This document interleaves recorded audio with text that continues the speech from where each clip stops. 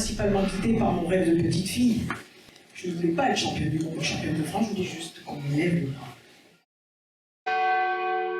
Je vous fais chevalière de l'Ordre national du mérite.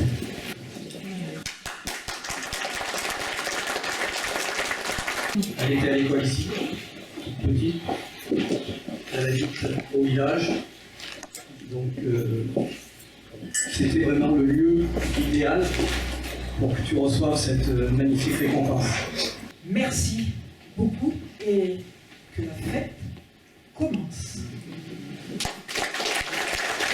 Oui, c'est un moment vraiment sympathique et incroyable que l'on vient de vivre. Je connais Nancy depuis très très longtemps. J'ai assisté à un de ses combats et j'aurais jamais imaginé que en tant que maire, je puisse un jour participer à une cérémonie telle que celle-là. Et j'ai beaucoup apprécié et Nancy nous l'a prouvé. C'est vraiment une grande dame. À Romans, on ne baisse pas les bras. On a aujourd'hui un bel exemple avec Nancy Joseph. Tout à fait. Et puis on en a un de très bel exemple aussi avec Simone Barry, qui l'année dernière... Qu'on appelle Sissi. Je suis très très émue d'avoir remis cette médaille parce que nous avons eu le même parcours dans le sens où ni Nancy ni moi sommes nés avec une cuillère en argent dans la bouche. Exactement. Et donc, je ne veux pas parler de moi, je veux parler que de Nancy, qui est quelqu'un d'exceptionnel, qui a su, je pense qu'on serait né un peu plus riche, je pense qu'on n'aurait pas eu ce parcours. Une compétitrice et une grande sportive, mais c'est surtout une grande dame et une belle personne. Et c'est ce qui a été dit aujourd'hui, ce qui est ressorti. Et c'est pour ça que Nancy, on l'aime, c'est parce que c'est une très belle personne et qu'elle est comme ça avec tout le monde. Le dernier entraîneur de Nancy Joseph, alias Lady Tyson, Amaury Mangin. Bonjour. Oui, bonjour.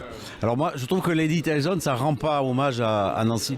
Parce qu'elle était au-delà d'une puncheuse, c'était vraiment une incroyable boxeuse, capable de boxer dans tous les styles, s'adapter à toutes les situations. Oui, complètement. Boxer les filles, les garçons, jusqu'à... Moi j'ai vu travailler avec des garçons qui faisaient 20 kilos de plus qu'elle. Première française à être licenciée à la fédération de boxe. Ouais. Licencié professionnel, non sans mal, parce que ça a été vraiment une course d'obstacles. Il ne voulait pas la licencier, puisque le président de l'époque avait dit, par respect pour ma femme, ma fille et ma mère, je ne licencierai pas des filles en boxe professionnelle. Bon. Eh ben, elle est arrivée à arracher le morceau et elle a ouvert la route à toutes ces filles qui maintenant boxent. Donc merci à elle. Bonjour Nancy. Bonjour.